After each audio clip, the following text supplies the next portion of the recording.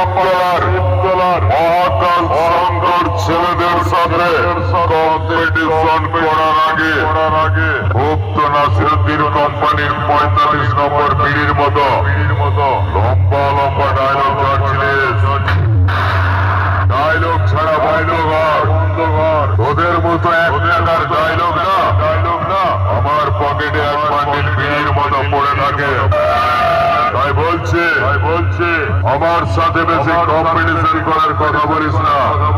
তোর এমন পয়েন্টে হিট করবো জাপানি তেল দিয়েও সোজা করতে পারবি না।